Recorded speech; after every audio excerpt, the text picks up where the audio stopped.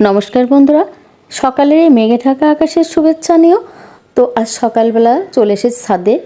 আর গতকাল গিয়েছিলাম রথে, তো কালকে রথের পরপরই মোটামুটি একটা বৃষ্টি হয়ে গেল। আর সেই সময় মোটামুটি ভিজেই গিয়েছিলাম, আমরা দৌড়িয়ে সব মন্দিরে গিয়েছিলাম। দেখো কাপড় চোপড়গুলো ওই জন্য সকাল সকাল আজকে উঠে ধুয়ে দিলাম, আর সেই সঙ্গে চান করে ফ্রেশও নিলাম।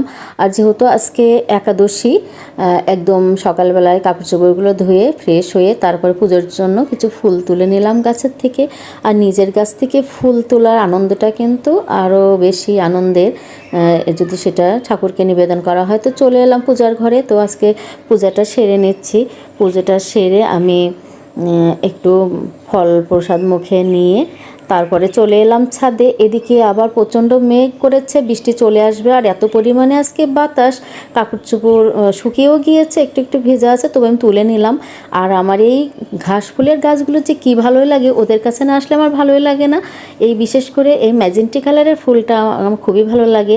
আর অতিরিক্ত বৃষ্টিতে কিন্তু কোনো গাছই ভালো হয় না, গাছের গোড়ায় জল জমে থাকে। বিশেষ করে ছাদের গাছে রোদ বেশি হলেও সমস্যা, আবার বৃষ্টি বেশি হলেও সমস্যা, গাছগাছালিগুলো মানে ভালো থাকে না।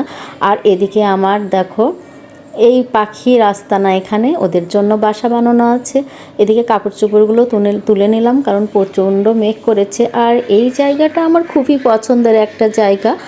আর আমার এখানে এসে দাঁড়ালে এতই ভালো লাগে, সিঁড়িঘরে উঠে আমি এই ছাদের এই কর্নারটা আমার খুবই ভালো লাগে। আর এখান থেকে আমি বাইরের এই সৌন্দর্যগুলো উপভোগ করি। আর বৃষ্টি হওয়ার আগে যখন আকাশে মেঘ মেঘ থাকে, পাখিদের এমন ছোটাছুটি এবং আকাশে ওরা দেখতে ভীষণ ভালো লাগে। তোমাদের কেমন লাগে এবং ভিডিওটা কেমন লেগেছে অবশ্যই কমেন্টে জানিয়ে দিও।